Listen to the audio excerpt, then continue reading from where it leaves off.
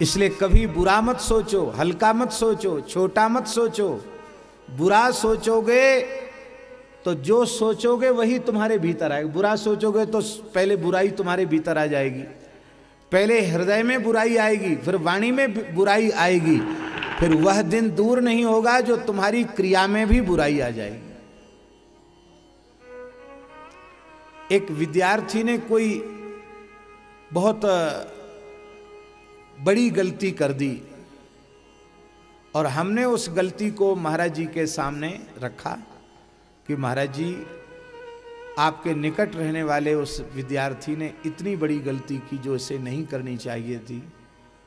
हम थोड़े पुराने थे और पढ़ाते भी थे, इसलिए इस दृष्टि से, कोई निंदा की दृष्टि से नहीं, शिकायत की दृष्टि से नहीं, कि महाराज जी उसमें सुधार करें, इस दृष्टि से हमने महाराज जी को कहा। लेकिन महाराज जी ने तुरंत हमको सावधान किया। बोले, पंडित जी, जिस अपराध का आप अपनी वाणी से वर्णन कर रहे हैं, क्या कभी वह आपसे नहीं बनेगा? पहले तो आपने अपराध को सुना, कान अपवित्र हुए, फिर आपके वो मन में आया, फिर आपने वाणी से हमसे कहा। अब वह दिन दूर नहीं जो वो क्रिया में आ जाएगा, तब आप क्या करेंगे? हम तो सोच रहे थे महाराज जी थोड़ी पीठ ठोकेंगे कि बहुत अच्छा किया तुमने बताया, अब हम उसको डांटेंगे, फटकारेंगे, भगाएंगे। लेकिन महाराज जी की फटकार इस कृपा भाजन दास पर ही पड़ी। हमने बड़ा सौभाग्य समझा। हमने कि महाराज जी गलती हो गई। बोले, देखो पंडित जी, तुमको ये विशेष बात समझा रहे हैं, मस्त रहो, प्रसन्न रहो। किसी की निंदा सुनना और फिर करना, इन दोनों कामों से साधक को बचना चाहिए। ये दोनों काम भजन में बाधक हैं, भगवत प्राप्ति में बाधक हैं, इसलिए इनको छोड़ दो। इतना व्यस्त अपने आप को कर दो, महाराज जी की वाणी है, इतना व्यस्त अपने आप को कर दो कि किसी के बारे में गुण दोष के विचार का अवसर ही ना आवे। हम भगवान की कृपा से व्यस्त रहते हैं और कथा में समय बीतता है, बचा कुचा समय कुछ 10-5 मिनट भगवान के सामने बैठ लेते हैं, नित्य नियम में चला जाता, फिर कुछ पाठ में चला जाता, किसी ग्रंथ को देखने में चला जाता। और निकट रहने वाले लोग अनुभव करते हैं कि हम कितने जल्दी सो जाते, हमको खुद पता नहीं चलता है, लेटे की सो गए। क्यों? फुर्सत नहीं है, निंदा स्तुति की फुर्सत नहीं है, और इसका लाभ हमको अनुभव में होता है। इसलिए हम आप लोगों से भी निवेदन कर रहे हैं, भजन और स्वाध्याय दो चीजों में प्रमाद मत करो, भगवान का स्मरण और ग्रंथ का स्वाध्याय। फालतू खोपड़ी शैतान की, दिमाग फालतू रहेगा तो दुनिया भर का कचरा उसमें घुसेगा। इसलिए आर्ष ग्रंथों को पढ़ने का अभ्यास कर लो। संस्कृत के ग्रंथ नहीं पढ़े जाते, कोई बात नहीं, श्री रामचरितमानस को पढ़ो, विनय पत्रिका को पढ़ो, संतों की पदावलियों को पढ़ो, भक्तमाल को पढ़ो, संत चरित्र को पढ़ो, बहुत बड़ा लाभ होगा। चलते फिरते, उठते बैठते, सोते खाते पीते जगते, जहाँ तक हो सके भगवान नाम का अनुसंधान करो, भगवान के नाम का मानसिक जप करो, आपको अनुभव में आएगा। मन पाप पहले मन में आता है, मन से वाणी में आता है, वाणी से क्रिया में आता है। मानसिक रूप से भगवान की लीलाओं का ध्यान करने से, भगवान के नाम का जप करने से मन निर्मल हो जाता है। मन के पवित्र होने से वाणी पवित्र हो जाती है, और वाणी के पवित्र होने से क्रिया पवित्र हो जाती है।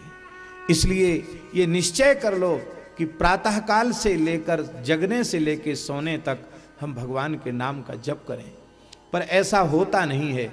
इसीलिए पहले नियम बनाना चाहिए, हम 25,000 जप करेंगे, हम 50,000 जप करेंगे, हम 1,00,000 जप करेंगे। ये नियम इसलिए बनाया जाता है। आप 1-1.5 घंटे ईमानदारी से 2 घंटे माला फेर के देखो, उसके बाद बहुत देर तक सहज नाम चलता रहेगा। चलता रहता कि नहीं चलता रहता? क्यों चलता रहता है? इसलिए चलता रहता है कि ये बताता कि अभ्यास की महिमा है। तो ये निश्चय कर लो कि हम जगने से 1 घंटे तक अपनी वृत्ति को केवल भगवान नाम में लगा कर रखेंगे। शरीर क्रिया करेगा अपनी, पर हम मन को भगवान के नाम में लगा के रखेंगे। फिर धीरे धीरे उस अभ्यास को बढ़ाओ, 3 घंटे करो, फिर 4 घंटे करो, फिर धीरे धीरे सूर्योदय से सूर्यास्त तक करो। और जिस दिन ये अभ्यास हो जाएगा, चलते फिरते उठते बैठते सोते खाते पीते जगते नाम जप का, जगने से लेके सोने तक नाम का अभ्यास जिस दिन हो जाएगा, और ये अभ्यास बिना किसी बाधा के 6 महीने चल जाएगा, तो श्री यमुना जी के तट पर बैठकर हम बोल रहे हैं, उसके बाद सोते सोते भी आपका नाम जप चलता रहेगा।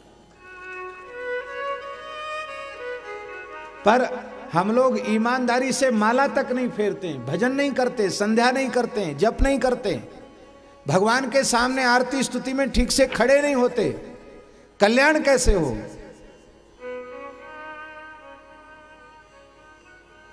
छटाक भर आटा 24 घंटे में खा सकें, इतना भी भजन नहीं करते हैं। इसलिए भैया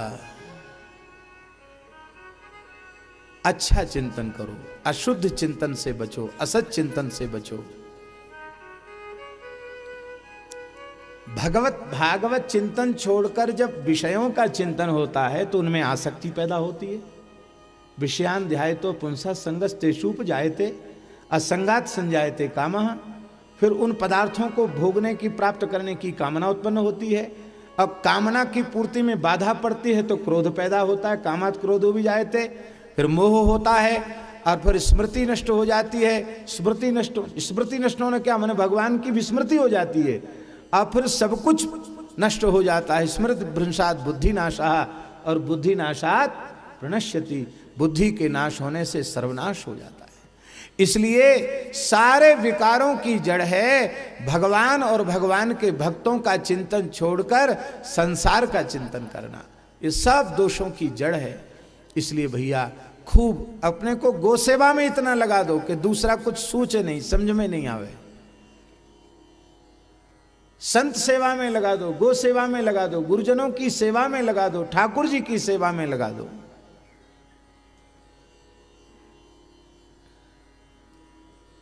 पर हम लोग इतने प्रमादी जीव हैं। भगवान कृपा करते हैं, महापुरुषों का संग देते हैं, लेकिन महापुरुषों के संग का हम लाभ नहीं उठा पाते। हमें बार बार स्मरण होता है अपने पूज्य सदगुरुदेव भगवान का। इतने सरल थे महाराज जी, इतने सरल थे। हम लोग उनके सामने तनिक भी मर्यादा नहीं रखते थे।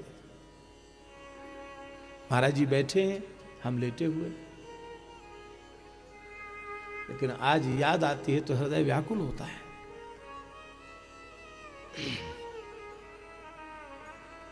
अवज्ञा मत करो महापुरुषों की।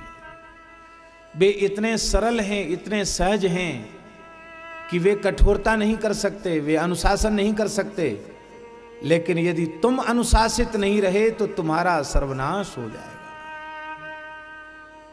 इसलिए बहुत मर्यादा पूर्वक संतों के पास रहना, बहुत सावधान होकर संतों का संग करना, अपने कष्ट सह लेना पर अपने द्वारा कभी किसी को कष्ट न हो, ऐसा विवेक अपने मन में रखना।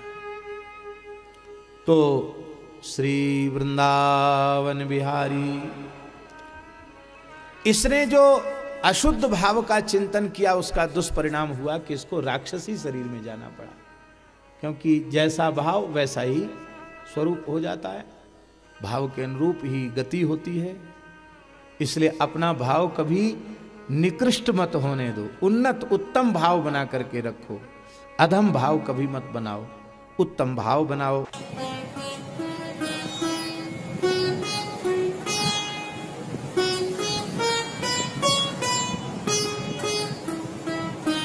श्री सीताराम प्रतिदिन सत्संग एवं दर्शन के लिए श्री महाराज जी के ऑफिशियल चैनल को जरूर सब्सक्राइब करें।